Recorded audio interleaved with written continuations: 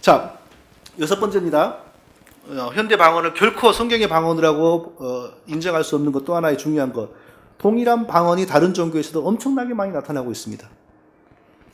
현대 방언에 대해서 저명한 학자들이 뭐라고 설명을 했냐면요. 캐톨릭 은사운동의 신학자, 어떤 신학자는 뭐라고 그랬냐면 자연적 재능이 성령에 의해 해방되어 그리스도의 몸인 교회를 세우기 위해서 사용되는 것으로 일종의 기도다. 근데 말이 안 되는 거죠. 그럼 현대 방언을 안 하는 성도들은 성령에 의해서 뭐 해방되지 않았나? 이거 말이 안 되는 거죠. 화란 자유대학교의 얀 페인호프라고 하는 교수는 뭐라고 말했냐면은 방언은 사람이 하나님과 이웃에 대한 바른 관계에서 서로 작용하는 관계에 있을 때 자연적 언어기관이 방언을 하게 된다. 이렇게 설명을 한 적도 있어요. 근데 그러면 방언을 안 하는 사람이 엄청 많은데 그 사람들은 하나님과의 바른 관계에 서 있지 못하는가? 그 설명이 안 되는 거죠. 한국의 오순절 신학교의 그 총장은 미시간에 와서 강의할 때 제가 직접 들었는데 방언은 하나님의 형상의 회복됨의 증거이다. 방언 안 한 더 많은 사람들은 하나님의 형상의 회복이 안 된 거라는 거죠. 이것도 말이 안 되는 거죠.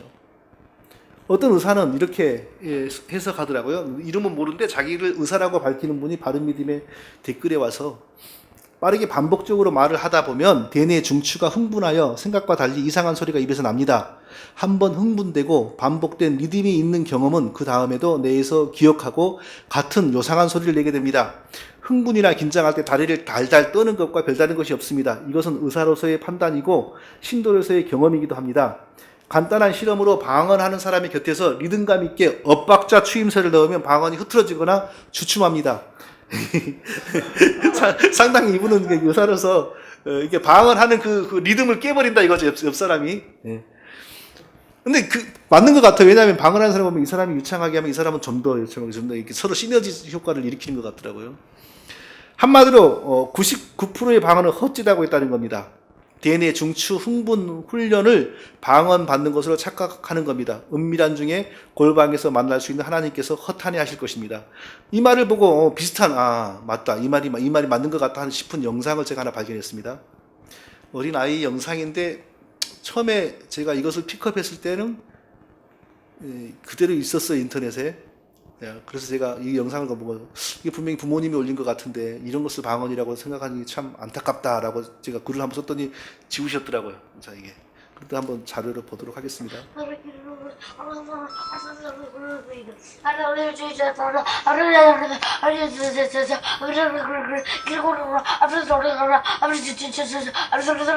이거 보면요, 언어가 완성되어서 입 밖으로 나오는 게 아니라 어떤 언어와 관련된 신경이 흥분돼가지고 그냥 덜덜덜 떠는 그런 거 아닙니까? 이런 것은 무슨 귀신방언이라기보다 이 의사가 말한 그대로 발성기관에 흥분을 해가지고 이렇게 막 언어 만들어내는 기관을 막 흥분해갖고 자동으로 떨어버리는 거. 이런 것을 보고 이제 방언을 한다. 이런 경우도 참 많은 것 같아요. 제가 예전에 신문에서 이런 걸 봤습니다. 어떤 가족을 살해한 사람이 2000년 10년 7월 달에 중앙일보에 나온 겁니다. 어머니를 살해하기 전에 하루 종일 그 전날 방언을 하더래. 정신병자도 방언을 하는 거죠. 만약 어머니를 살해하지 않았다면 이 사람의 방언은 얼마나 또 신령하게 보여졌겠습니까? 어머니를 살해하니까 정신병자가 하는 방언. 이제 그렇게 되는 거죠. 불교 승려들에게서 방언이 나옵니다. 불교는 방언을 뭐라고 부르냐면 변음이라고 해요. 변음. 음이 변한다. 무속인들에게서 방언 나옵니다. 누가 실제로 보고 저한테 녹음을 안 했지만 얘기를 해주더라고요. 무속인들이 하는 방언을 실제로 보고. 몰몬교에서도 방언 나옵니다. 제가 직접 자료를 확인하지 않았지만 본 분들이 많이 저에게 얘기를 해줬습니다. 따라갔는데 들어서는 순간 웅성거리면서 말소리가 되게 많이 들리길래 무당에게 들어갈 때 들어서 저는 속으로 방언을 하고 들어간 사람의 얘기입니다. 따라갔는데 들어서는 순간 웅성거리면서 말소리가 되게 많이 들리길래 무서운 생각이 들어서 저는 속으로 방언 기도를 하면서 들어갔거든요. 방언 기도를 하면서 들어가서 자리에 앉으려고 하는데 점쟁이 아주머니가 앉아서 저랑 친구를 번갈아 보시더니 저를 보고 웃으시는 거예요. 반갑게 웃으셨어요. 정말 해맑게 웃으시더니 앉자마자 이제 그만하라고. 지금 충분히 와 있다고. 무슨 말인지 몰라가지고 멍하게 보고 있는데 그 점쟁이 아줌마가 중얼중얼 말씀을 하시는 거예요. 아바, 싸바, 제가 하던 방언 소리였어요. 그 소리를 하시면서 이거 너가 아까부터 말하고 있던 거 맞지? 지금 엄청 몰려 있으니까 그만하라고. 이거 귀신들 부르는 소리라고. 너무 놀랐어요, 그때. 방언이라고 받은 줄 알았는데 그게 귀신들을 불러 모으는 주문이래요. 그래서 웅성거리는 소리가 났던 이유도 제가 마음속으로 그 방언을 계속 읊조리고 있었기 때문에 귀신들이 모여있던 거라고 하고 저한테 정말 당부하듯이 혹시나 살다가 몸이 많이 아프거나 가족이 죽거나 사고가 크게 나거나 그러면 다른 이유 아니니까 나한테 와라. 내가 내림굿도 많이 했었고 너 지금 보니까 들리는 것도 있고 눈만 열리면 된다. 영도 맑아서 잘 통하겠다. 귀신들 들락날락하기 좋은 몸이다. 그러니까 다른 데 가지 말고 나한테 와라. 내가 모시는 신 너한테 물려주겠다. 너무 무서웠어요. 너무 무섭고 그리고 제가 그때는 제 자신이 너무 끔찍했어요. 그동안 내가 방언을 하고 다니는 동안에 귀신들이 따라다니는 생각을 했던 것도 끔찍하고 제 귀에 들려오던 소리들이 다 귀신 소리였다는 것도 충격이었지만 저한테 어떻게 귀신이 와서 깨어 기도하라고 하나님의 자녀야 깨어 기도해라. 너의 기도가 필요하다. 너는 특별하다. 그런 말들을 누가 할 수 있다고 생각을 했을 거 싶기도 하고 비슷한 경험을 하셨거나 지금 방언을 하고 계신 분들은 지금이라도 단호하게 결단하고 끊어내셔야 된다고 생각합니다. 내 옆에 있는 하나님의 형상을 하고 하나님이라고 말하고 하나님의 사자라고 말하고 있는 그 옆에서 속삭이는 그 소리가 하나님이 아니라 귀신일 확률이 제가 보기엔 전 100%라고 보거든요. 상당수의 방언은 뜻도 없이 그냥 이게 발성기관의 흥분 상태에서 어따따 우따따 우따따 이렇게 나오는 방언이 있는가 하면 이런 방언은 귀신의 역사로 귀신을 부르고 귀신과 노는 그런 방언이라는 거죠. 쉽게 우리가 몇 프로가 그런 방언이다 이렇게 말하기는 어려운 것 같지만 뜻도 없고 드드드 누두두 우두두 하는 거를 방언이라고 하는 경우도 많고 사단의 역사로 벌어지는 방언도 분명히 있다는 것을 우리가 알 수 있습니다. 힌두교 수련장에서도 힌두교 그러면 우리 주위에 멀리 떨어져 있는 것처럼 생각하는데 요가가 힌두교의 기초적인 수련 과정입니다. 요가는 왜 생겼냐? 힌두교에서 중시하는 우주의 신 브라만인가? 우주의 신과 인간이 하나 되는데 도움을 주기 위해서 만들어진 게 요가입니다. 그런 수련을 하다 보니까 어느 순간에 접신이 이루어지죠. 그러니까 처음에 사람들이 한 달 해보고 나서 아무 일 없던데요? 몸이 잘 풀리고 좋던데요? 그러기도 하는데, 그럴 수도 있겠죠. 그렇지만, 그 의도는, 요가의 의도는 원래 그 접신입니다. 우주의 신과 합일되는 겁니다. 그러니까, 그런 과정에서 특히 이제 아주 접신에 도통한 사람이 와가지고 이마를 때려준다거나 어깨를 친다거나 이럴 때, 우리 은사주의자들이 말하는 기름 부음 현상, 그런 게 똑같은 게 나타납니다. 그럴 때, 방언, 알지 못했던 노래를 부르는 현상, 방언 찬양, 이게 똑같이 나타납니다. 힌두교에서 그러니까 유사 성령 현상, 오순절 운동하는 사람들의 성령 세례 현상, 기름 부음 현상이 그냥 똑같이 나타납니다. 샥티팟이라고 하는 것은 우리로 말하면 부흥사죠, 부흥사. 부흥사가 와가지고 때려요. 이마를 때려, 이렇게. 그때 그냥 소위 성령의 기름 부으심이 임했다라고 하는 현상하고 비슷한 게 다른 종교에서도 계속 나타나고 있어요, 지금요. 도올 김영옥이라는 분이 기독교에 대해서는 아주 못된 말을 많이 하지만 또 다른 거에 연구에서는 상당히 재능이 있습니다. 근데 인터넷에서 이분 강의를 보다가 구한말의 그 동학의 2대 교주 최수훈이 이제 1대 교주에 이어서 동학 사상을 이제 집대성을 하지 않습니까? 그때 어떤 것을 체험했냐 하는 것을 설명하는 것이 있더라고요. 그래서 제가 딱 했어요. 은사주의자들의 기름 부음, 성령 세례 현상하고 거의 같은 게 나타나요. 한번 들어보세요. 시간이 좀 걸리겠지만. 그러니까 자기 이제 그래가지고 그 아침상을 받으러 이제 지옥으로 내려가요. 그래서 이제 거기서 먹는데 조금 좀 몸이 좀 이상했다 이거야. 갑자기 이상하고 그래서 자취장을 물리고 나서 자기 집으로 돌아오는 거야. 이제 부인들도 아마 따라오고 했겠지만은 그런데 그냥 자꾸만 몸이 벌벌 떨리고 이렇게 이상하고 그런 뭐가 다 그러면 오더라 그거야. 4월 5일 날. 그래가지고 막 엎어지고 자빠지고 막 이렇게 하면서 이제 경황실색이 없이 들어오는데 간신히 이제 자기 그 용단에 올라와서 마루에 올라오자마자 그냥 자빠지고 그냥 이러고 있는데 뭔가 또렷하게 신선에 말린 듯이 뭐가 들리기 시작하더라고요. 자, 여기 이제 그 묘한, 여러분들 신에 접신을 해본 사람들 있습니까? 자, 여기서 이제 그 최수원이 동아기대 교주가 방언을 했단 말은 나오지 않습니다. 근데 이때 당시에 이제 산에 들어가서 혼자 거하면서 득도하기 위해서 아침 저녁으로 목욕제기하고 명상하고 이제 이럴 때입니다. 그런데 친척의 생일이 벌어져가지고 생일집에 가서 생일상을 먹는 겁니다. 이제 앞뒤를 다 구성해 보니까 그때부터 몸에 이상 현상이 와요. 몸이 부르르 떨고. 옛날에 우리 부흥 강사들이 와서 부흥 집회할 때 성도들이 성령에 불 받으면 어떤다 그랬어요. 막 이렇게 떨잖아요. 그리고 막 굴러다니고 똑같은 일이 벌어져요. 그럼 교회에서 그런 일이 벌어졌을 때 뭐라 그랬어요? 성령에 불 받았다 그러잖아요. 똑같아요. 그게 바로 접신이거든요. 아, 교회에서는 하면 성령이고 저기 가면은 나쁜 거지요.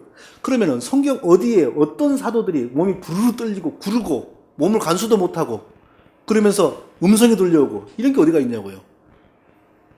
그러니까 다종교에서 벌어지는 접신 현상이 오늘날 거짓 교회에서는 성령 세례, 성령의 기름 부음이라는 명칭으로 딱 들어와 버린 거예요. 그 와중에서 방언이라고 하는 것은요, 기독교건 타종교건 보편적인 현상이에요. 그러니까 결코 오늘날의 현대 교회의 방언, 타종교에서 얼마든지 나타나는 것이기 때문에 체면 실습 시간에도 나타나고 결코 우리가 신비하게 생각할 이유가 없답니다. 가장 고전적인 거죠. 이제 이번에는 방언하는 사람이 성령 세례 받은 사람이다. 자, 물 세례 받은 신자가 있고 성령 세례 2단계의 복을 받은 사람이 있는데 어떤 사람이 2단계의 복을 받은 신자이냐? 방언하는 사람이 두 번째 축복을 받은 성령 세례 받은 사람이다. 이렇게 주장하는 그룹들이 상당히 많습니다. 또 말은 하지 않아도 속으로 그 생각을 품고 있는 사람들도 굉장히 많습니다. 그래가지고 저는 실제로 봤어요. 어떤 신자가 자기 교회 목사님은 이런 데 관심도 없지만 또 이걸 하는 사람도 아니에요. 근데 우리 목사님은 어째서 성령 세례도 못 받고 목회를 하는지 모르겠다고 그렇게 실제로 말을 하더라고요. 실제로 굉장히 많습니다. 그리고 의외로 많은 목회자들이 은근히 그것을 과시를 합니다. 저는 유명한 목사님들의 설교에서 그런 흔적을 많이 봤어요. 김기동파가 다 그렇게 가르치고 있고요. 물세례 받은 사람들, 그리고 그 다음에 성령 세례 받은 사람들, 성령 세례 받은 사람의 증거는 방언을 행한다거나 기사와 이적을 증거한다거나. 전통적인 오순절 교회 신자들은 당연히 이렇게 생각하고 있습니다. 그러니까 오순절 교회에 방언, 현대 방언을 하지 않은 사람이 목사가 된다는 것은 있을 수 없는 일입니다. 그리고 방언하고 하는 수많은 목사들에게 이런 마음이 있고요. 이런 생각이 있고, 하여튼 방언하는 대부분의 사람들에게 이런 우월감이 있어요. 나는 남들하고 달라 성령의 더한 축복을 받은 사람이다. 반드시 이게 있습니다. 그렇기 때문에 그런 사람들에게 이 현대 방언의 거짓됨을 설교하면 그 사람들은 자기 정체성이 흔들려요. 그럼 반드시 어떤 결과가 나타나냐? 결론은 이 교회에 남을 것인가? 떠날 것인가? 이걸 금세 고민하게 돼요. 대부분의 사람들이 내가 이거 헛된 거 버려야지 하는 사람은 굉장히 소수입니다. 내가 여기 계속 있어야 되나? 떠나야 되나를 고민하게 되는데 그 이유는 뭐냐면 자기가 그동안 영적인 우월감을 가지고 살았거든요. 사람들이 일반적으로 하지 못하는 신령한 것을 하나님이 내게 주셨고 이것을 통하여 내가 하나님과 영적으로 아주 친밀하다고 내가 자부했는데 뭐 이게 아무것도 아니고 그러니까 자기의 그 우월감과 정체성이 흔들리는 거예요. 그러면 이제 심각한 거죠. 이제 그때부터는. 자, 방언하지 못하는 물세례 신자와 방언하는 성령세례 신자가 있다는 그 근거가 뭐냐면 사도행전 19장입니다. 제가 오늘 서너 번 언급한 것 같은데요. 세례 요한의 복음에 머물러 있던 에베소 초창기 신자들이 세례 요한의 복음만 하니까 성령을 받을 수 없잖아요. 참 신자가 될 수 없습니다. 그러니까 바울이 참 나중에 와가지고 완전하게 예수 그리스도의 복음을 전하고 그들이 세례 요한의 복음으로부터 예수 그리스도의 복음, 그들이 멸시받는 이방인의 위치에서 하나님 백성 되었다는 것을 교회 설립자인 사도가 공식화하기 위해서 안수를 하는 겁니다. 그때 하나님께서 특별하게 역사하셔서 신앙 고백적인 예언과 방언이 나오게 되니까 누구도 그들의 신앙을 의심할 수가 없지 않습니까? 그들이 완전히 세례 요한의 복음에서 벗어나서 예수 그리스도의 복음으로 영적 이방인에게서 영적 하나님 백성으로 돌아왔다는 게 이제 확고해져 버린 겁니다. 그리고 바울은 그 이후에 어디에서도 그런 식의 안수를 행한 적이 없습니다. 왜냐하면 이게 기독교 역사상 마지막으로 필요한 일이었거든요. 이 이후로는 이제 이런 일이 벌어지지 않습니다. 근데 이것을 가지고 이제 방언 운동하는 사람들은 그거 봐라, 그 에베소 교회 처음에 그 사람들은 성령을 못 받아서 방언을 못 했지 않냐. 근데 바울이 와가지고 성령을 받게 해주니까 방언이 나왔지 않냐. 이렇게 나가는 거예요. 1단계 물세례 신자, 2단계 성령 세례 신자 이렇게 나가는 건데 완전히 성경을 이제 악용하는 거죠. 악용하고 오용하는 거죠.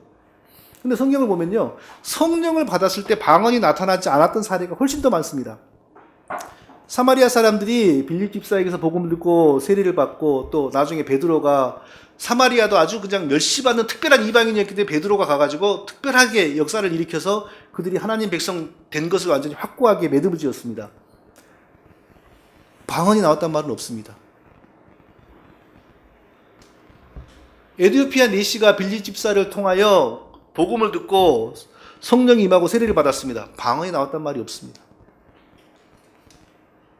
예수님을 대적했던 청년 사울에게 이제 다메섹 가다가 청년 사울이 장님이 되어버렸지 않습니까? 그래서 예수님이 시키는 대로 아나니아가 이제 애니야?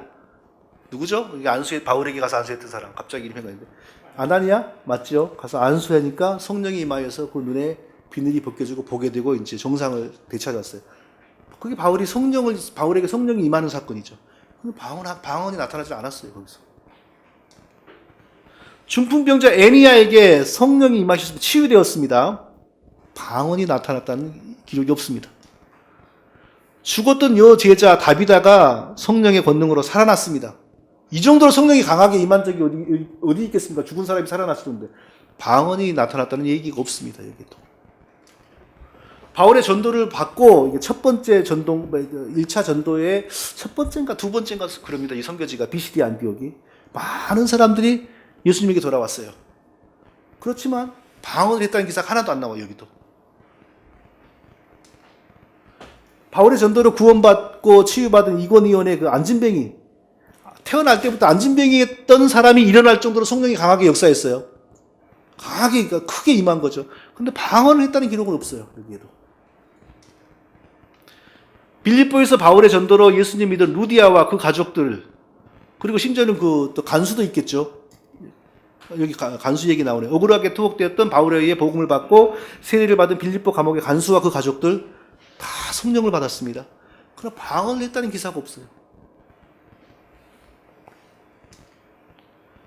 그러나 방언을 했다는 소수의 기사가 있는데 그것은 어떤 차원이었나? 몇 번 오늘 제가 강조하는 것처럼 성령 세례의 표적으로서 나타난 게 아니라 이방인도 하나님 백성이 되었다라는 사실을 증거하는 강력한 유대인에 대한 경고와 이방인의 하나님 백성됨을 증거하는 표적으로서 나타나 있습니다. 성령 세례를 받았느냐? 이런 차원에서 나타나지 않았습니다. 그러니까 성경의 방언이 이렇게 성령 세례를 받았느냐 안 받았느냐의 차원에 나타난 적이 없는데 하물며 어느 날에 가짜 방언이 성령 세례하고 무슨 상관이 있겠습니까? 아무 상관이 없는 겁니다. 자, 마지막입니다. 마지막. 이제 진짜 마지막인 것 같습니다. 초대교회 이후 교회의 역사와 이제 방언을 살펴보겠습니다. 성경에서 확인되는 방언의 역사적 흔적, 사도행전 2장의 방언 33년경, 사도행전 10장의 방언 40년경, 사도행전 19장의 방언 53년경, 그리고 고린도 교회의 방언, 고린도전서 12장의 은사 목록 속의 방언 약 55년경, 그리고 여기까지는 방언이 이제 확인됩니다. 분명하게. 근데 로마서 12장의 은사 목록 속에는 방언이 없습니다. 57년경에 쓰여진 로마서의 방언의 목록에 방언이 없어요. 정확하게는 알 수 없지만 이제 추론을 하죠. 이때부터 이제 바울은 방언이 교회에서 신약교회를 설립하는데 제 할 일을 다 하고 서서히 이제 사라지는 것을 바울은 생각하지 않았나 하는 것을 추론할 수 있는 거죠. 추론입니다. 확정이 아니라. 성경에서는 마지막 55년경까지 방언을 확인할 수 있습니다. 그럼 이제는 이제 교회사로 가보겠습니다. 자, 성경이 이제 어느 정도 교회가 셋업되고 나서 첫 번째로 방언을 들고 나온 사람이 누구냐면 몬타누스라고 하는 사람인데요. 이 사람은 자기를 보혜사, 성령이라고 했고요. 금식, 금욕을 강조했고, 그리고 그 환상, 황홀한, 몽롱한 그런 상태에서 방언을 하고 예언을 했어요. 그런데 이 사람은 결국 이단으로 간주되어서 교회의 정통 역사에 편입되지를 못했습니다. 방언을 들고 나온 사람은 이후에 계속 이런 전철을 밟습니다. 역사를 통하여 하나님이 정리하신 것이라고 믿어야지요. 진짜 하나님의 사람이었다면 하나님이 어떻게 이렇게 했습니까? 자, 그 다음에 이레니우스, 아까 제가 말한 150년경에 이렇게 주로 활동했던, 이전에 방언을 말하고 예언하였다는 것에 대해서 들은 적이 있다. 이전에 방언이 있었다는 걸 들은 적이 있다. 그 시대에 있었단 말이 아닙니다. 요한 크리소스톰, 이방인들의 실제 언어였던 성경의 방언은 사라졌고 더 이상 나타나지 않는다. 약 350년대, 300년대 말의 사람입니다. 이제 이 교회에서 방언이 나타나지 않는 거예요. 그리고 400년대 사람 어거스틴, 유대인들에게 특별한 의미가 있었고 실제 외국어였던 성경의 방언은 사라졌고 더 이상 나타나지 않는다. 그러니까 고린도 전서를 끝으로 공식 정통의 문서 속에서 방언의 흔적을 찾을 수가 없습니다. 아니 진짜 방언이 있었다면 교회에 어딘가는 누가 방언으로 전도하고 누가 방언으로 교회를 섬긴다는 얘기가 한 번은 등장하지 않겠습니까? 근데 한 번도 나오질 않아요. 이게 역사의 진실입니다. 이게요. 종교개혁 시대 칼빈, 루터 이런 사람들은요 방언을 다루지도 않았습니다. 왜? 이슈가 아니었으니까. 그 시대 사람들은 다 방언이 이미 성경의 방언이 끝났다고 다 믿고 있었으니까 이건 종교개혁 시대는 전혀 이게 얘기감이 안 됐어요. 그러다가 1800년대 초에 영국의 장로교회 목사 중에 그 아주 재능이 많았던 에드워드 어빙이라는 사람이 나타났는데 이 사람은 아주 이제 막 신비한 영적인 현상을 많이 이제 드러내고 강조를 하기 시작했어요. 그런데 항상 중요한 것은 성령은 진리의 영이기 때문에 진리의 영이 역사하면 성경 말씀을 더욱더 잘 설명하게 되고 성경 말씀을 더욱더 잘 증거하게 됩니다. 왜냐하면 예수님이 오실 성령에 대해서 뭐라고 말씀하셨습니까? 저는 진리의 영이라 너희를 진리 가운데 인도할 것이요. 내가 너희에게 가르치고 이야기한 것을 생각나게 하시리라.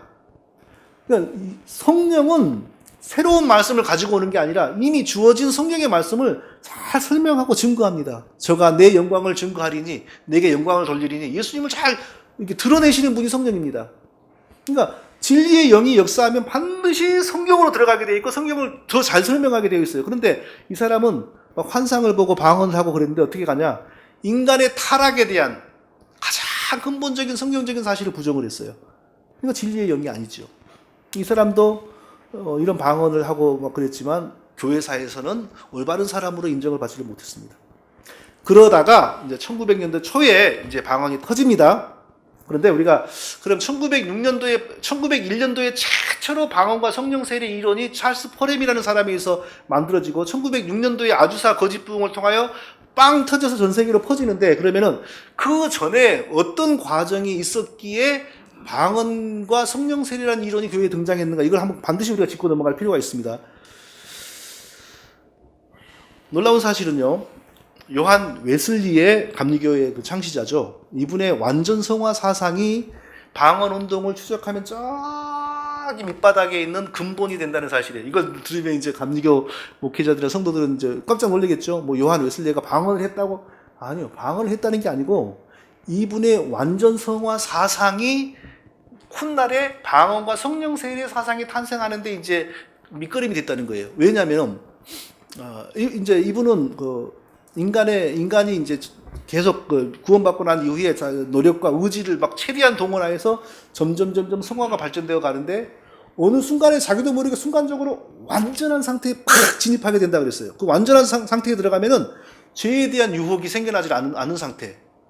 그러면 인간이 무슨 노력을 해서 그런 상태로 갈 수 있나? 인간의 노력으로는 되는 게 아니고 전혀 예기치 않게 성령의 역사가 강하게 임하였을 때, 그러니까 이미 성령 받은 신자에게 구원과 성화가 이렇게 진행되어 가다가 성령이 예기치 않게 강하게 이건 제 표현입니다. 성령이 어떤 특별한 역사가 임재할 때 완전한 성화로 들어간다라는 것을 제 생각에는 아주 구체적으로 진술하고 가르친 것 같지는 않아요. 근데 이제 저는 이제 제가 존경하는 그 신학자 멘토 어떤 그 교수님의 그 웨슬리에 대한 책을 직접 분석한 것을 보고 공부한 내용입니다. 그러니까 웨슬리가 딱 그 노골적으로 뭐 성령이 임할 때 완전한 성화 상태로 들어간다 이렇게 표현한 것 같지는 않고, 네, 성화 상태를 거는데 성령의 특별한 역사를 암시하는 그런 표현과 함께 완전한 성화로 진입하게 된다 이렇게 가르쳤던 것 같아요. 그러니까 그게 이제 성령이 또 한 번 특별하게 임재할 때 이게 바로 이미 성령 받은 신자에게 성령의 또 다른 두 번째 임재, 역사상 처음으로 등장하는 겁니다. 그 전까지 그 누구도 성령 한 번 받으면 다 죽을 때까지 이미 영속적으로 받은 것이라고 올바른 신학자는 다 그렇게 가르쳤지, 성령을 받은 사람이 어떠한 경우에 다시 한번 성령 임재가 또 있고, 이건 실질적으로 요한 웨슬리로부터 시작이 된 거예요. 이게 바로 이제 오순절 운동의 방언이 없고 여러 가지가 100% 일치하지 않지만 이제 오순절 운동의 밑거름이 되는 거죠. 근데 이게 그 다음 이제 조셉 플래처라고 하는 요한 웨슬리의 친구였어요. 이 사람으로 이제 이 사상이 전수되어 가서 조금 비틀어집니다. 뭐냐면, 요한 웨슬리는 성령의 임재가 인간의 노력과는 무관하게 전혀 예기치 않게 순간적으로 이렇게 표현을 했어요. 근데 이 조셉 플래처는 어떻게 이제 살짝 이제 또 변형을 시키냐면, 우리가 뜨겁게 기도하고 금식하고 회개하고 성령을 사모할 때 성령이 특별하게 임재에 이르고 그때 완전한 상태로 간다. 그러니까 이제 조셉 플래처로 넘어가면서 조금 달라지는 거죠. 그리고 인간의 노력이 강조되기 시작하는 거예요. 금식하고 기도하고 성령을 사모할 때 성령이 두 번째로 특별하게 임재가 일어난다. 그러니까 성령의 임재에 인간의 노력이 들어가기 시작하는 거예요. 점점 오순절 운동의 색채가 강해지는 거예요. 오순절 운동의 최대의 특징이 뭐냐? 성령을 두 번째로 받는데 그게 다 인간의 공로로 치부되는 거예요. 무서운 거죠, 그게. 그 다음에 이제 1800년도 중반에 자, 요한 웨슬리의 조셉 플래처의 영향을 받은 미국의 감리교회들이 이제 부흥운동을 일으켜 성결 부흥이라고 그러는데 홀리니스 무브먼트라고 이제 하는데, 여기에 특징이 뭐냐? 조셉 플래처의 기도, 금식, 회개를 막 실천하는 거예요. 이제 더 완전한, 우리가 완전 성화에 이르기 위해서, 도덕적으로 완전해지기 위해서 기도에 힘쓰고 금식하고 회개하고 막 그렇게 해서 성령을 받는, 이때에 이제 성령 세례라는 용어가 서서히 자리를 잡기 시작을 해요. 점점 이제 인간의 노력이 강조되기 시작하는 거예요. 성령이 오직 하나님의 주권과 은혜로 역사하는 게 아니라 인간이 인간이 멍석을 폈을 때 성령이 이제 오는 걸로. 그리고 이제 1800년도 말에 이런 백그라운드에서 이제 우리가 너무 잘 아는 무디, 토레이가 우리 한국의 예수원인가? 거기 그 가문 있지 않습니까? 토레이 가문. 제일 그 가문의 일대 할아버지 되는 분이에요. 다 무디 신학교 총장도 학장인가도 하고 이랬던 분인데, 이제 이분들이 실질적으로 성령 세례라는 단어를 이제 확실히 사용하기 시작하고, 믿는 사람에게 처음에 구원받을 때 성령이 한번 임하고, 그리고 특별하게 이제 하나님 은혜를 주실 때 한 번 더 성령이 임하는데, 근데 여기서 방언은 등장하지 않아요. 이때까지 강조한 건 뭐냐? 부흥, 헌신, 하나님께 봉사하는 능력으로 성령 세례를 설명해요. 그러니까 이 사상이 선교사들을 통하여 평양부흥으로 연결돼, 한국의 평양부흥으로. 그러니까 한국의 평양부흥에서는 방언이 강조되질 않아요. 그러니까 한국의 평양부흥에서는 다 이게 나타났다고요. 자, 그러니까 어찌됐건 무디와 토레이가 성령이 믿을 때 처음에 한 번 오고 나중에 특별한 부흥을 일으키기 위해서 더욱더 뜨거운 봉사의 능력을 주시기 위해서 또 한 번 신자들에게 임한다. 이건 이제 이때부터 비성경적인 거죠. 이게 바로 이제 오순절 운동에 완전히 이제 그 방언만 빼고 딱 자리를 잡는 거예요. 근데 이제 이게 1800년도 말입니다. 1900년도 초에 무디와 토레이 등이 만들어 놓은 성령 세례 이론의 백그라운드, 성령 세례, 그러니까 우리가 혼동이 되는데 사실은 성령 제세례 이렇게 표현하는 게 사실 더 정확합니다. 왜냐하면 이미 성령을 받은 사람에게 성령이 또 임한다고 하니까 능력을 주는 차원에서. 그러니까 성령 제세례죠, 사실은. 성령 세례는 우리가 다 받는 거잖아요. 근데 이게 이 용어가 지금 오용 잘못 사용되는 거예요. 우리는 다 성령 세례 받은 사람들이고, 이 사람들은 성령 세례 받은 사람이니까 또 성령을 또 받는 거니까 성령 제세례파라고 이들이. 이 성령 제세례파, 성령 제세례파들 사상에다가 방언을 추가한 미국 이단들이 등장을 해요. 이게 이제 오늘날 오순절 운동의 출발이라고요. 자, 그러면은 이제 성령 세례, 제세례 사상에 방언을 추가한 미국 이단들은 그러면 어떻게 등장했는지 보겠습니다. 찰스 포렘이라고 하는 사람이 오늘날의 방언과 성령 제세례 사상의 이론을 최초로 1901년도에 수립했습니다.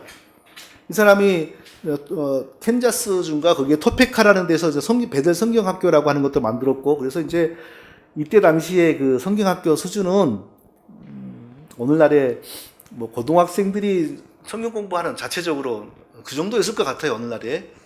그래서 이제 이분도 어디서 제대로 교육받은 분이 아니거든요. 그래서 이제 이 학교에서 학생들하고 이제 토론을 해요. 그리고 어디 자기가 출장 가면 학생들 숙제를 내줘요. 그리고 성령 세례를 받았을 때, 그러니까 성령 제세례가 임할 때 나타나는 가장 확실한 징조가 뭐냐라고 학생들에게 숙제를 내주고 어디 강의하러 갔어요. 설교하러. 돌아오니까 학생들이 리포트를 낼 거 아니에요. 그러니까 성경을 보는 안목이 부족하니까 사도행전 2장을 잘못해서 방언입니다. 성령 세례를 받을 때 나타나는 증거가 방언입니다. 이렇게 답이 나오고, 아, 그렇다. 내가 생각하는 거 너희가 생각이 같다. 이제 이러면서 방언과 성령 세례를 막 추구하기 시작해요.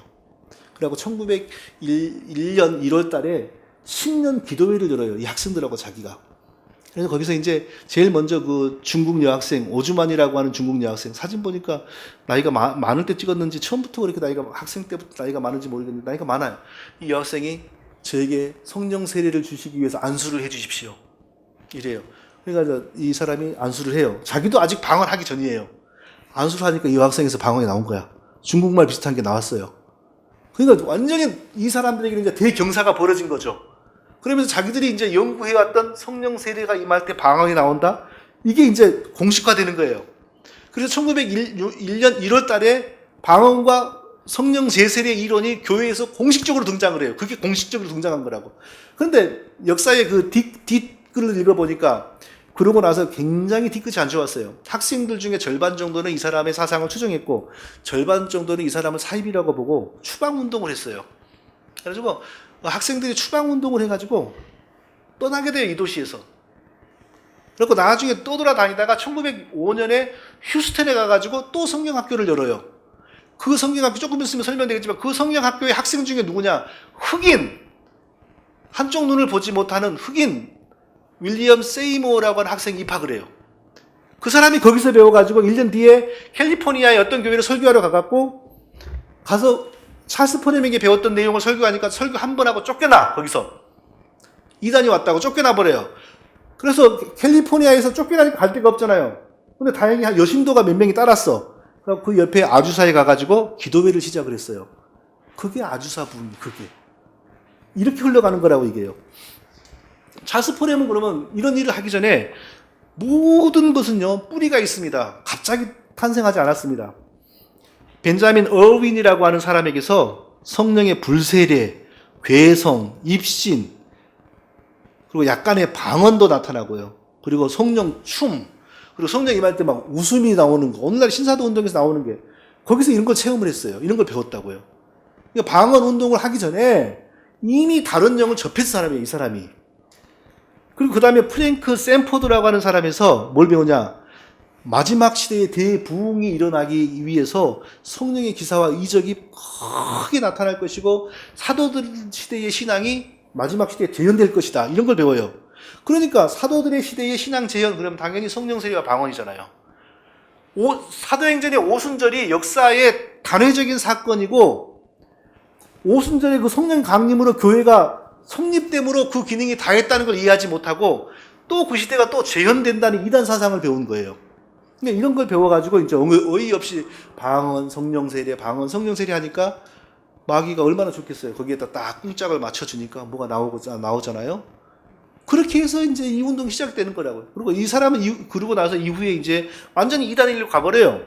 뭐라고 가르치냐면 자기는 마지막 시대를 개막하는 세례 요한이다라고 자기를 소개하고 사도 믿음의 설계자다. 사도 믿음의 설계자는 하나님이지 자기입니까? 자기가 이제 다시 사도들의 믿음을 교회에 도입한다고 이렇게 이제 가르치기 시작하고, 그리고 어떤 일까지 하냐면 자기 추종자들 몇십 명을 모아가지고 휴스턴 시가 행진을 하면서 사도적인 기독교로 우리가 혁명을 일으켰다. 이런 걸 하고 다녀요. 그러니까 이게 바로 오늘날 신사도 운동의 시작이었어, 이게.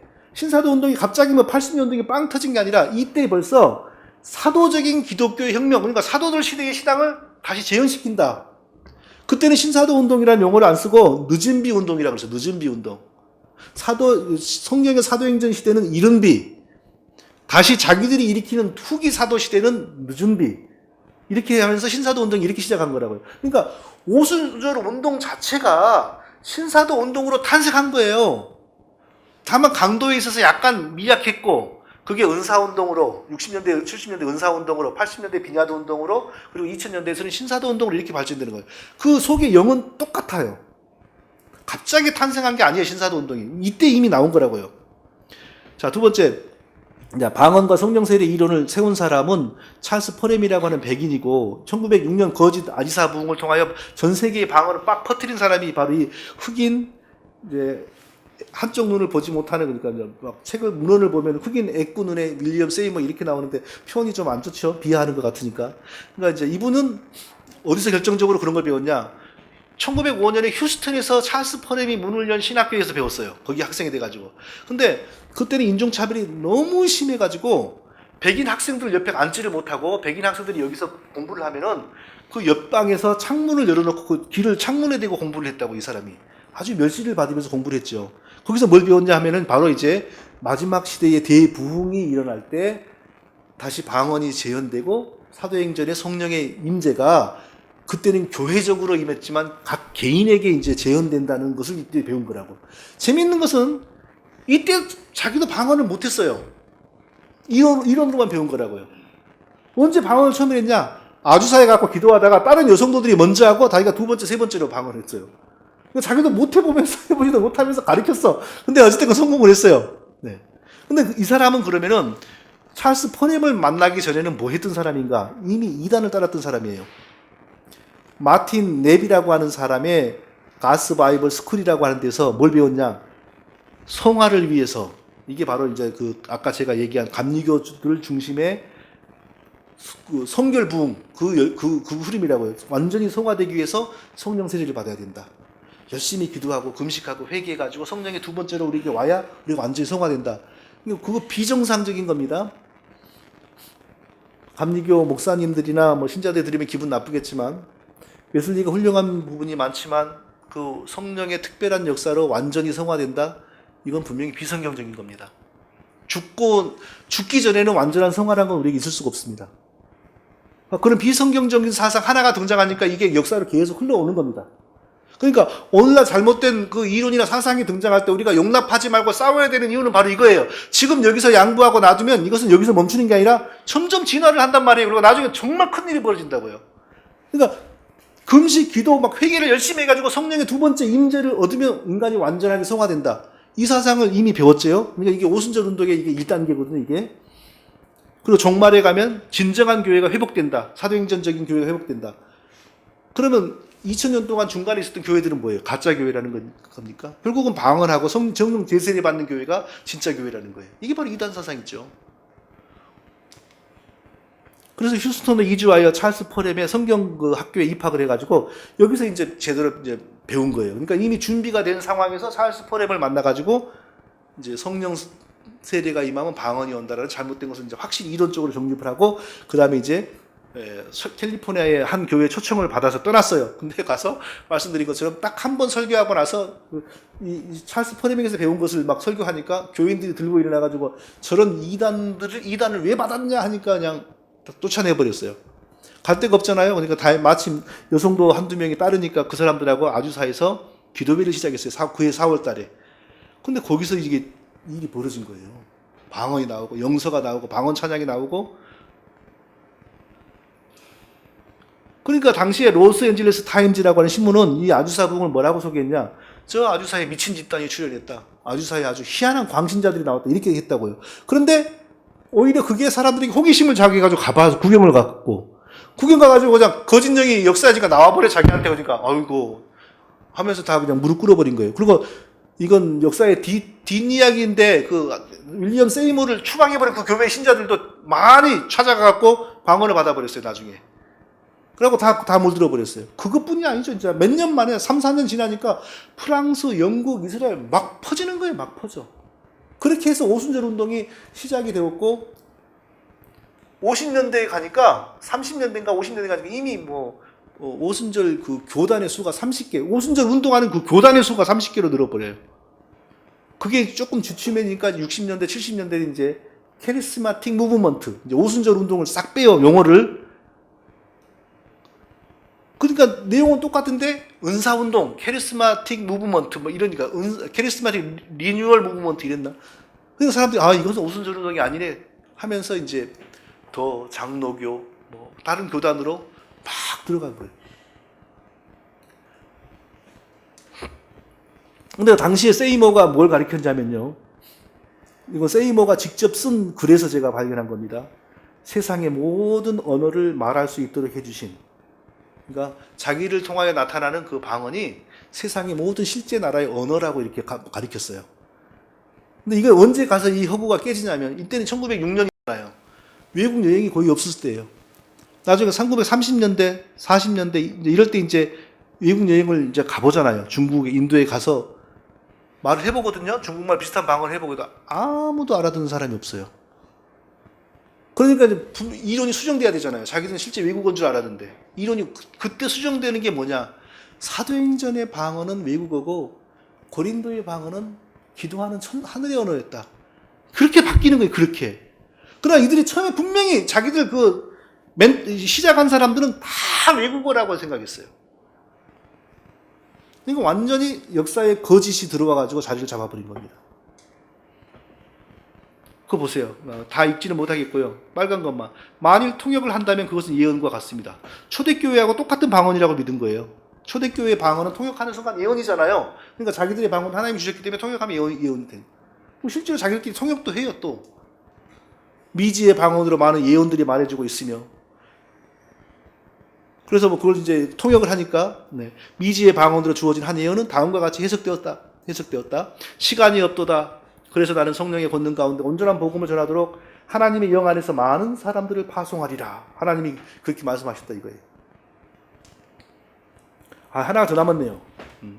역사를 봤죠. 역사를 보면 이건 절대 현대 방언은 이게 흘러오는 이 역사 자체가 완전히 거짓이라는 걸 증명하고 있어요. 마지막 현대교회에 가장 위협이 되는 게 뭡니까? 쉽게 말하면 WCC와 천주교입니다.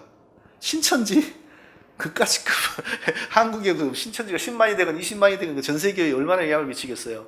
그건 어차피 그런 정도의 우리 인체로 말하면 무좀 같은 거라고 무좀. 그런데 WCC와 천주교는 어떤 병이냐? 뇌종양 같은 거라고요. 뇌종양 같은 거. 자, 그런데 그러면 WCC나 천주교가 등장하여서 이렇게 하나님의 교회를 죽이게 되는데 다 그 촉매제들이 있습니다. 이게 바로 오순절 운동이고 방언 운동입니다. 이것만 봐도 정말 현대 방언이 얼마나 악한 것인지를 우리가 알 수 있죠. 자, 지난해 몇 년 전에 WCC 10차 부산 총회의 모습 보세요. 뭐 온갖 종교인들이 이렇게 다 모여서 사진을 찍잖아요. 이게 WCC의 실체입니다. 여러 말을 필요가 없어요. 사진 하나가 다 말을 합니다. 종교 다원주의 하는 겁니다. 모든 종교는 다 하나님께로 가는 진리를 내포하고 있다 이겁니다. 자, 그들의 행사 보세요. 원불교 교단 가지요. 동네 향교 가지요. 동네 중앙교회 가지요. 점심 먹고 이슬람 사원 가지요. 그 다음에 불교 범어사 가지요. 이게 바로 WCC의 정신입니다. 이거 움직이는 걸 보면 알잖아요. 이거 보세요. WCC 할 때 그 동성애 부스, 동성애를 홍보하는 부스를 설치해가지고 동성애를 미화하고 WCC 부산총회에 동성애자들이 모여가지고 자기들의 인권 좀 보호해달라고 이렇게 호소문을 쓰고 이런 그림만 봐도 WCC의 정신을 알고 얼마나 기독교에 파괴적인 위협이 되는 줄 알겠죠. 그럼 이 WCC는 방언운동과 어떤 관련이 있을까? 오순절 운동가들이 WCC를 크게 활성화시켰습니다. 두플레시스라고 하는 굉장히 중요한 인물이 있는데요. 이 사람이 18살에 방언을 했고 성령 제세례를 체험을 했습니다. 그래가지고 60년대에 일어난 은사운동을 대표하는 사람이 되었는데요. 이 사람은 비오순절 교회들이 방언과 성령 제세례에 이렇게 물들도록 크게 공헌을 한 사람입니다. 근데 이 사람이 WCC 6차 총회에서 연설을 했는데 그 연설한 내용이 뭐냐면은 쉽게 말하면 방언하지 않는 사람은 가라지, 방언하는 사람들은 알고, 은사운동하는 사람은 알고 은사운동하지 않는 사람은 가라지, 이렇게 비유하면서 뭐라고 설교를 했냐면요, 나는 지금까지 5번에 걸친 모든 회의에 참석했었다. 처음 참석했을 때 나는 가라지 외에는 아무것도 볼 수 없었다. 그런데 이제는 알곡이 가라지를 압도하고 있다. 그러니까 WCC가 밋밋하고 차가울 때는 오순절 운동가들이 크게 활동을 안 했어요, 여기 안에서. 근데 오순절 운동, 방언 운동하는 사람들이 여기 조인해가지고 여기를 장악할 때 WCC가 확 살아났어요. 방언이 이렇게 악한 거라고. 왜 그러겠어요? 왜? 각 종파를 막론하고 다 방언을 하잖아요.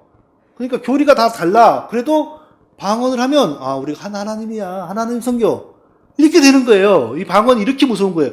이 방언은 일단 기독교 내부에 개신교가 좋은 용어는 아니지만 개신교 내부에 예를 들어서 감리교와 장로교의 차이 굉장한 차이입니다. 이게 옛날에는 30-40년 전에는 감리교 목사가 장로교에 와서 설교, 이거 상상도 못할 일이에요. 그런데 오늘날에는 그런 거 거의 없잖아요. 그게 어떻게 시작이 된 거냐?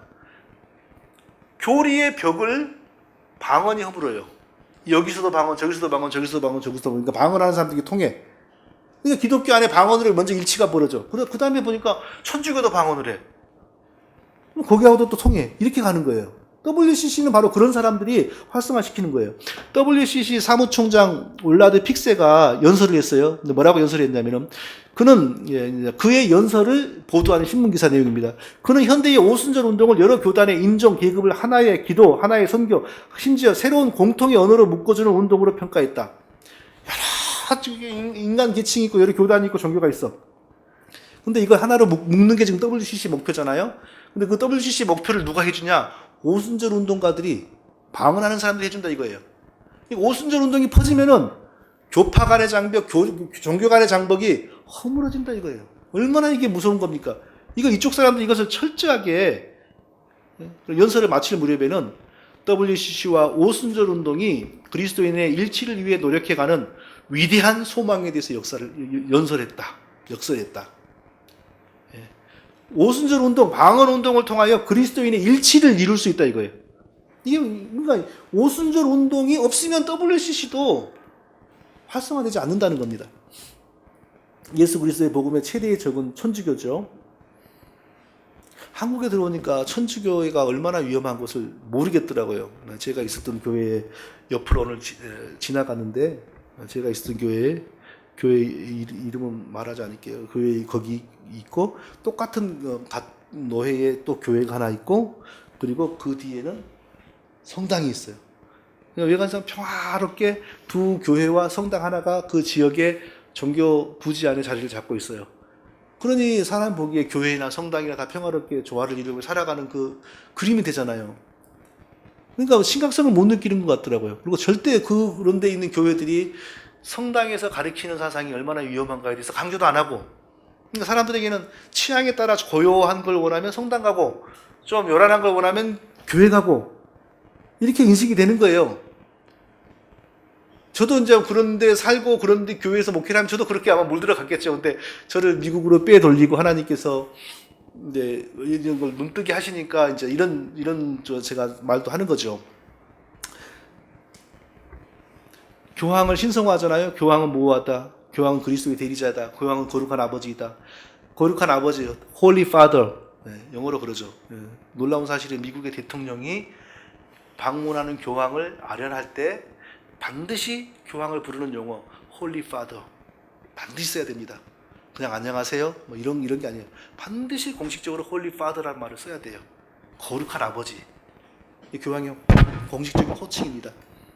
최고의 제사장, 이것은 어떤 의미가 있냐면, 원래 로마의 그 고대 시대에 태양을 숭배하는 제사장 그룹이 있어요. 국가가 운영하는 국가 무당들, 거기 안에 최고의 제사장, 근데 용어가 있어요. 전문적인 용어가 있어요. 폰티펙스 뭐라고 있어요? 맥시무스, 폰티펙스 맥시무스, 그런 용어가 있어요. 그게 이제 뭐냐면은 태양신과 인간 사이에 다리가 되는 최고의 제사장, 그런 뜻이에요. 그 용어가 나중에는 율리어스 카이사르가 로마의 정권을 잡았을 때 그 태양신 사제에게 있던 그 용어가 윌리어스 카이사르에게 넘어가지고 윌리어스 카이사르가 로마의 최고 정치인이 되었을 때 최고의 제사장이며 동시에 정치 지도자였어요.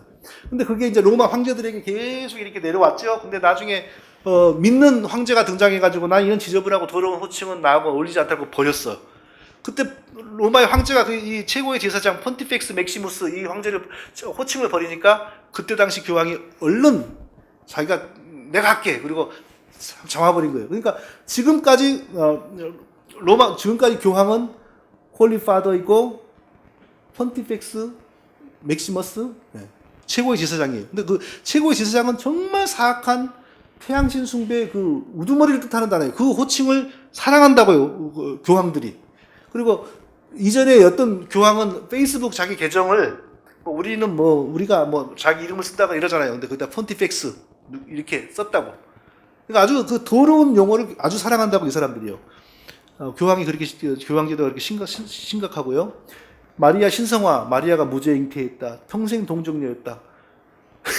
또 최근에 또 누구 생각나네? 마리아가 하늘로 승천했다. 예수님과 함께 공동으로 우리를 구속했다. 예수님은 남자 중보자이고 마리아는 여자 중보자다. 그래서 중보 여인이라고. 하나님의 어머니다. 하늘과 땅의 여왕이다. 이렇게 하잖아요. 그리고 원죄를 제거하는 세례 사상을 가지고 있잖아요. 선주교에서는 사람이 믿음으로 자기 의지를 결단으로 믿을 준비를 마치면 최종적으로 신부가 세례를 줌으로 그 세례를 받을 때 원죄를 제거하는 은총이 들어가요. 그러니까 세례를 받으면 반드시 구원을 받는 거죠. 그러니까 천주교 신자들이 죽기 전에 죽자사자 신부를 보내서 이게 세례를 받게 만드는 게 바로 뭐냐? 세례를 줄 때 원죄를 깨끗이 제거하는 은총이 들어간단 말이에요. 전혀 비성경적인 거죠. 원죄를 제거하는 그 사람의 인격적인 믿음에 달려 있는 거죠. 그리고 십자가 미사, 사람이 보기에 미사가 고요하고 좋잖아요. 근데 사실은 예수님의 그 피 흘리심을 계속해서 연장해 나가는 거라고요. 완전히 비성경적인 거죠. 종교다원주의, 최근에 교황이 하는 말 보세요. 알라와 하나님은 같다. 모든 종교와 무신론자들도 구원받는다. 이러고. 또, 최근에는 또 보니까 이스라엘 사람들은 예수가 필요 없다. 이스라엘 사람들은 별도로 다른 방식으로 구원받는다. 막 이렇게 말을 하고 막 그러더라고요. 이런 동성애에도 굉장히 우호적으로 나와버리고. 이런 천주교가 지금 쉽게 말하면 한국에 어떤 관련이 있냐. 한국 최대 교단 중에 하나인 예장 통합의 역대 총회장들의 그림만 한번 봐보세요. 함경직 목사님과 교황 이 사람이 80년대 한국 방문한 교황입니다. 이름이 갑자기 생각이 안 나는데 이러죠. 자 여기 가운데 있는 이 하얀 옷 입은 사람이 누구냐면요, 천주교와 루터교 간의 종교 일치를 이끌어낸 사람, 천주교와 감리교 간의 종교 일치를 이끌어낸 사람, 아주 그 천주교 중심의 종교 통합 운동에 혁혁한 공로를 세운 발터 카스퍼인가? 독일 사람이에요. 근데 몇 년 전에 죽었다고 알고 있어요. 몇 년 세상 떠났어요. 이 사람이 한국을 와가지고 그 해의 통합의 총회장과 총회 임원들하고 사진 찍은 거예요. 예사롭지 않습니다. 이런 사진이요. 결코 예사로운 게 아니라고요.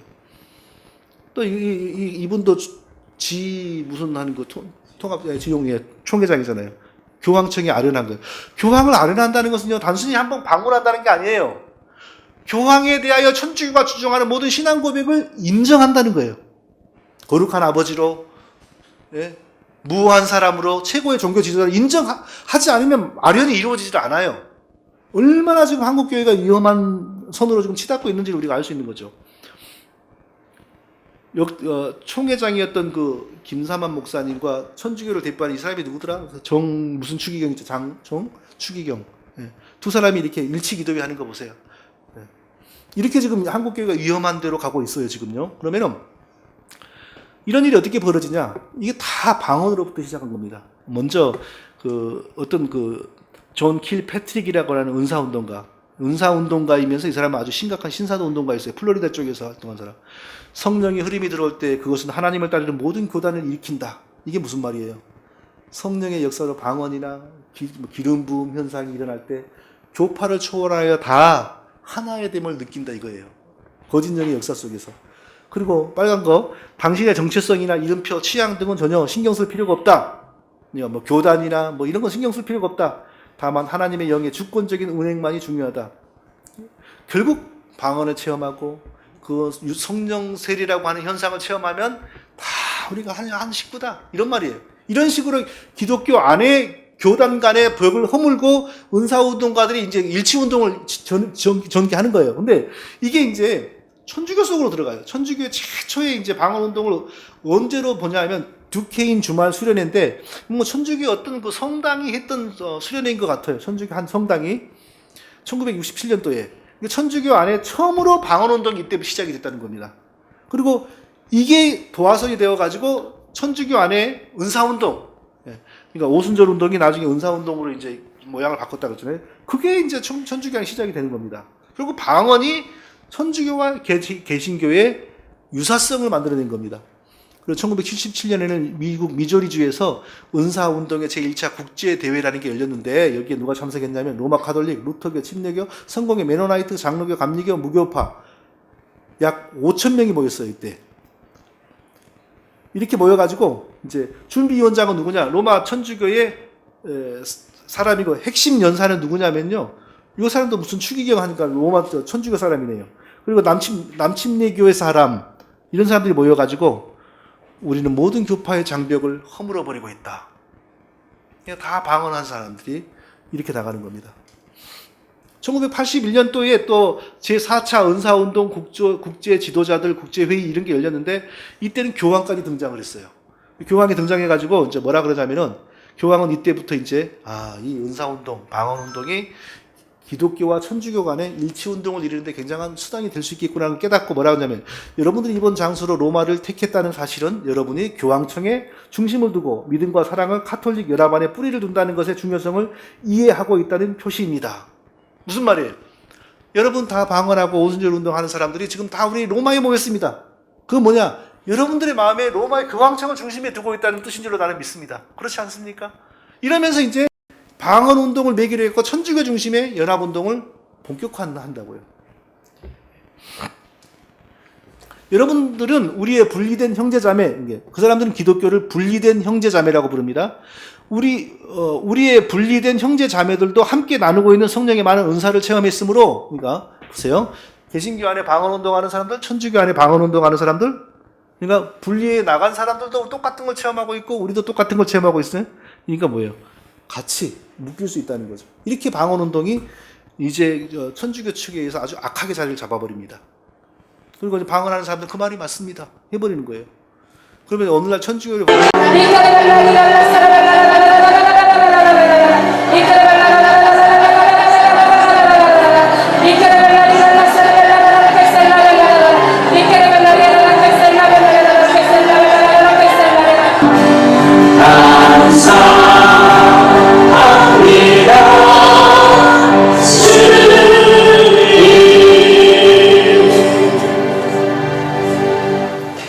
주님 주신 생명의 말씀을 선포합시다.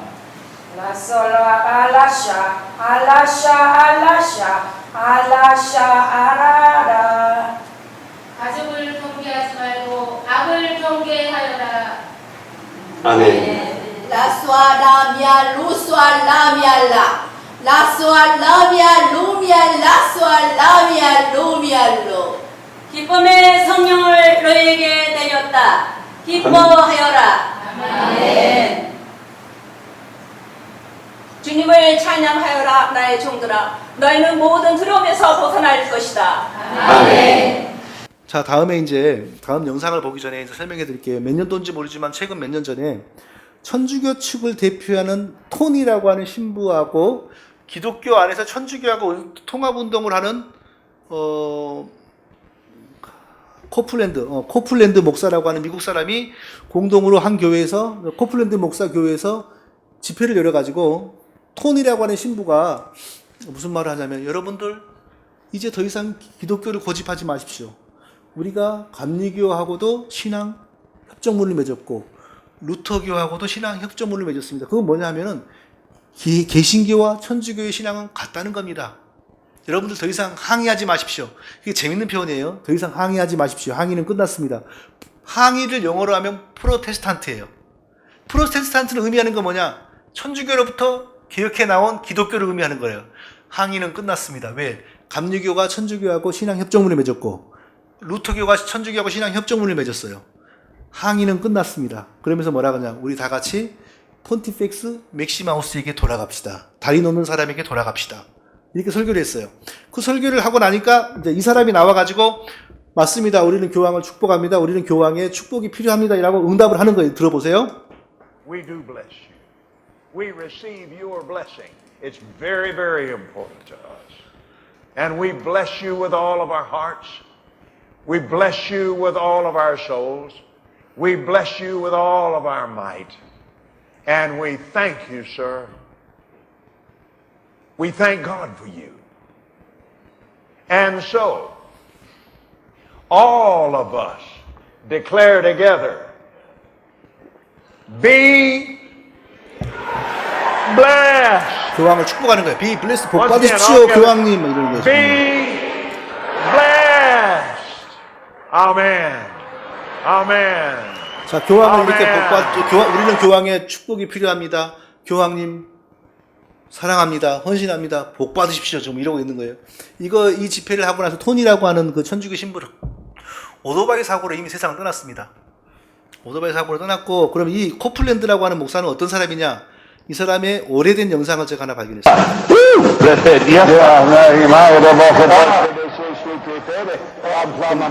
맞은편에서 지금 방언하는 사람이 많은 사람입니다.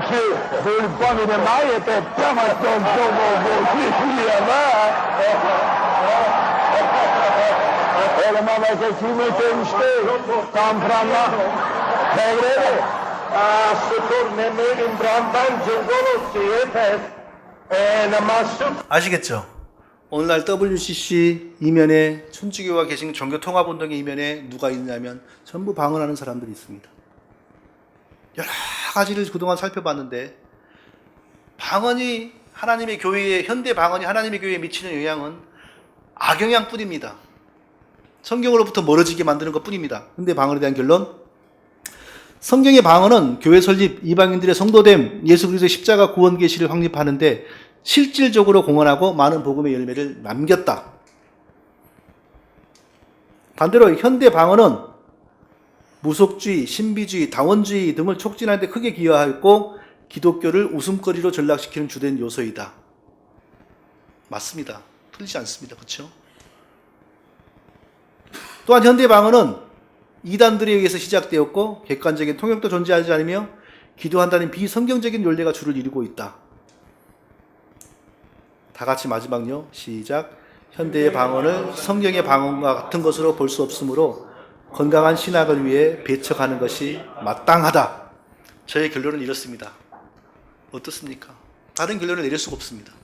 결코 현대의 방언은 성경의 방언과 같은 것이 아닙니다. 완전히 다른 것입니다. 그러니까 우리가 아무리 고통스러운 그 현실에 직면한다 할지라도 이것을 외쳐야 돼요.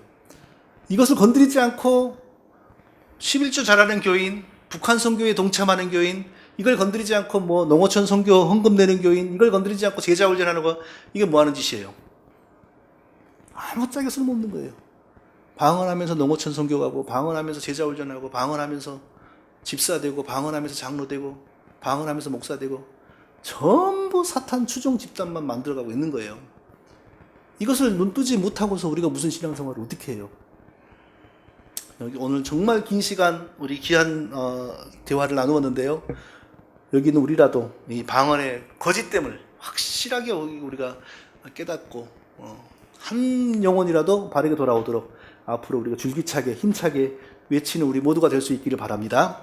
기도하고 마치겠습니다. 하나님 아버지, 참 늦은 시간까지 귀하고 복된 시간을 우리에게 허락해 주신 것을 감사합니다. 우리가 진리의 말씀으로 강하게 무장이 되어 많은 어려움을 당할지라도 힘껏 현대교회를 위협하는 이 거짓을 우리가 걷어내고 물리칠 수 있도록 우리에게 힘을 더하시고 지혜와 믿음을 더하여 주시옵소서.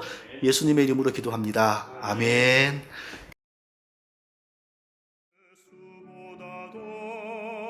귀한 것은 없네. 이 세상 행복과 바꿀 수 없네. 유혹과 핍박이